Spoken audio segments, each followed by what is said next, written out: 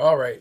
I want to talk about something that I thought about in the past, but now I started to think about it again, given the recent news of Andre Ward's camp saying that they would have no problem going to 168 to fight Gennady Golovkin.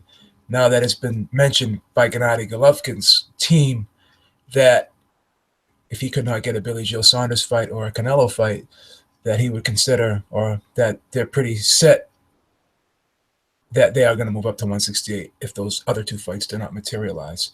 So it got me thinking about this and something that I've always speculated in the past, because even when Andre Ward was not fighting and I'd see him do HBO telecasts as an analyst live, I would look at him and I would say, wow, this guy hasn't put on any weight. He looks pretty much like he looks when he's training for a fight or he's in camp for a fight.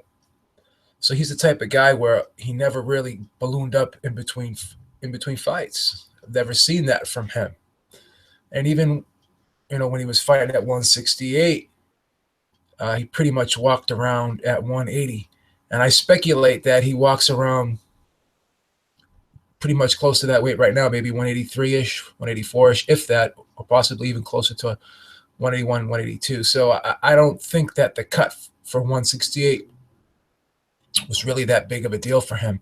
And he never, ever complained about struggling to make 168 pounds. But, he had the long layoff, obviously, due to the court case with Goosen. And also, has had some injury problems, which contributed to the layoff as well. And he came back and he fought a few fights at like 171, 172-ish.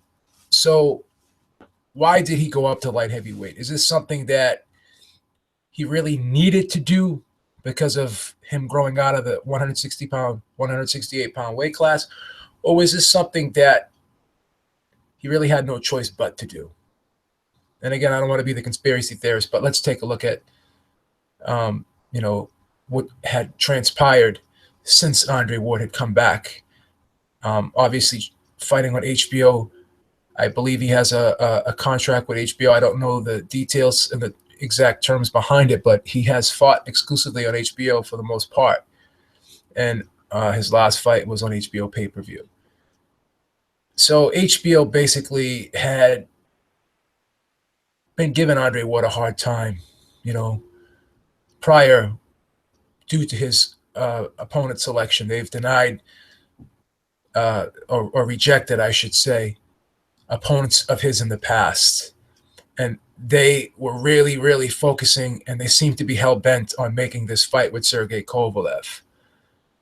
And if you listen to interviews with Virgil Hunter and even Andre Ward himself, they don't really come out and say that HBO forced them to go up to light heavyweight, but they kind of insinuated it because, again, they were just giving him a hard time about opponents, and it seemed like the end game for HBO was to always make this Kovalev matchup. They were not going to accept anything less, So once Andre Ward said that he would fight Sergey Kovalev, that he agreed to it, at a later date, then they started accepting these opponents that they probably would not have accepted if he did not agree to fight Sergey Kovalev. So the end game for them was always to get Andre Ward to fight Sergey Kovalev, and they weren't going to accept anything less.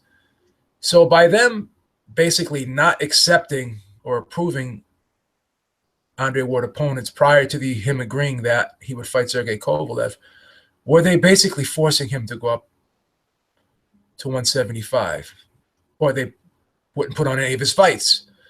So that's the dilemma that I think Andre Ward fell into, that if he did not accept the Sergey Kovalev fight, if he did not go up to 175, then he was going to have a hard time getting fights televised on HBO. That's just my opinion, and I think the empirical data suggests that. Because quite honestly, if you look at this 168-pound division, you had James DeGale, you have Badu Jack, you have Andre Durrell, you had Anthony Durrell,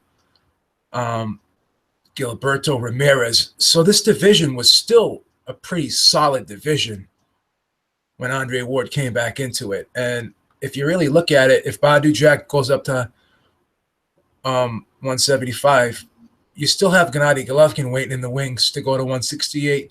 You still have possibly David Lemieux waiting in the wings to go up to 168. And there would always be that big money fight with Julio Cesar Chavez Jr., which Canelo ended up getting. He ended up securing that fight. So why was Andre Ward basically treated in this way? It was basically Kovalev or bust for HBO. Why was he not allowed to fight a Julio Cesar Chavez Jr.? Why was he not allowed to fight a Badu Jack? Why was he not allowed to fight an Anthony Durrell? Why was he not given these opportunities? I just really think that HBO has, set their sights on a particular style of fighter. The way they've been marketing their boxing is they're looking for that Eastern European aggressive knockout type slugger. And I honestly believe that Andre Ward's style is just not appealing to him. I'm not going to go as far as to say it's a race thing, but I'm not going to discount that either, because it seems that every time a Caucasian fighter a la Vasily Lomachenko is a technical fighter, they sit there and say, oh, well, this guy's a very cerebral, technically skilled boxing genius type fighter. But again, when they had fighters like Floyd Mayweather and they had fighters like Guillermo Rigondeaux on their network, they would always criticize them as having a very unexciting style. And they never really did that with other fighters. Like I said, Lomachenko, they never really criticized him too much for being a technical fighter. And, he never was held to that high standard where he had to knock everyone out, or it was expected that he be a knockout guy. And it seems like they're putting that on Andre Ward now, that they're really not a big fan of his style. And I honestly believe in my heart that they were hoping that Sergey Kovalev knocked out Andre Ward, because it would be a good marketing tool for them, because they really, really push Sergey Kovalev. And if you look at Sergey Kovalev's list of opponents prior to that Andre Ward fight, again, Isaac Chilemba, Blake Caparello, and if I go down and look on BoxRec, there are many, many more fighters on that resume that weren't really big names. So you have to really look at this for what it is. Andre Ward, even when he was a light heavyweight in the Olympics, a lot of people like to point out to that. I've interviewed Virgil Hunter before in the past, and he's also said, while he was being interviewed by other, boxing reporters or boxing analysts or what have you, boxing pundits, that, Andre Ward, even when he was fighting at 178 in the Olympics, he was still weighing in at 169. And the only reason why he fought at light heavyweight was because Andre Durrell was fighting at middleweight, which is 165 pounds. And, they didn't want to have two fighters in that weight class. They wanted to be able to get a medal at 178 and get a medal at 165. So that's why they went and did that. So in the past, Andre Ward has fought in higher weight classes, not because he couldn't make the lighter, the weight class underneath it.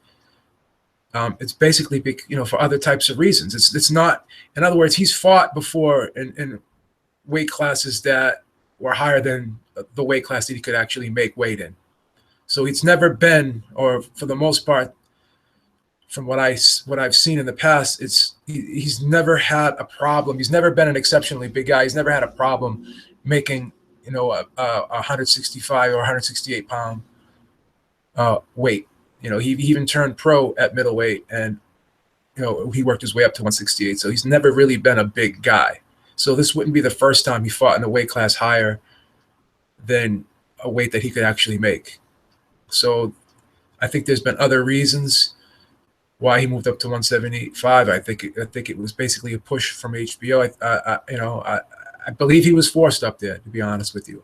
And I'm not disappointed that he did go up to 175. I'm not complaining about it, but there really are a lot of good fights at 168 for Andre Ward that I would not, be opposed to seeing. And I think if, Gennady Golovkin did go up to 168, then obviously HBO would have no problem with Andre Ward going back down to 168 to fight Gennady Golovkin. I really believe that. So it's just kind of funny how I think the narrative has changed. Now it's okay to make this fight at 168 with Gennady Golovkin, but before it didn't make sense. Let's see what happens. Golovkin, if they can't get that fight with Canelo, or if they can't get that fight with, let's see if they hold true to their claims of moving up to 168, and let's see if they end up fighting Andre Ward at 168 at some point in time in the future. Well, that's just all I had to say about this topic. I think it's very interesting. I think I make some valid points. If you guys agree with me or you disagree with me, I'd like to hear your thoughts on this. Beeb is out. Until next time, talk to y'all soon. Peace.